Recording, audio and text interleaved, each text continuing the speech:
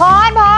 ตื่นมานอนอะไรตรงนี้เนี่ยนี่มันเวลาทำงานแสดงว่านอนไม่พอใช่ไหมเพราะว่าคนที่นอนไม่พอนอนไม่ค่อยหลับตอนกลางคืนนะมันจะคิดช้าปวดหัวเพราะว่าสมองมันเนี่ยไม่ได้รับออกซิเจนที่เต็มที่แล้วก็จะหิวบ่อยเพราะว่าอะไรน้ำตาลในเลือดมันแกว่งไปแกว่งมาแนะนำนะคะให้ทานแมกนีเซียมค่ะก่อนนอนวันละ1 เม็ดแล้วลองสังเกตการนอนของตัวเองดูตัวนี้นะคะจะเป็นฟอร์มไลโปโซมอลค่ะดูดซึมได้ดีแมกนีเซียมเนี่ยมันจะเข้าไปช่วยสนับสนุนการทำงานของสารสื่อประสาทค่ะหรือว่ากาบามันจะมีส่วนช่วยเสริมการทำงานของเมลาโทนินและก็ระบบประสาทให้ทำงานแบบปกติมีอยมีฮาลาลของแท้แน่นอนค่ะแล้ววันนี้นะคะ CEO คนสวยนะคะมาจัดโปรให้เองค่ะจาก590นะคะเหลือ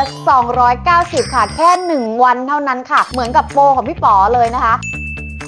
หมดแล้วหมดเลยนะของแท้จากแบรนด์กดที่ตะกร้าได้เลยค่ะราคาเนี่ยมันก็อาจมีการเปลี่ยนแปลงตามระบบของ TikTok นะคะเข้าใจไหมพรตื่นไปทำงานมาสินอนไม่พอ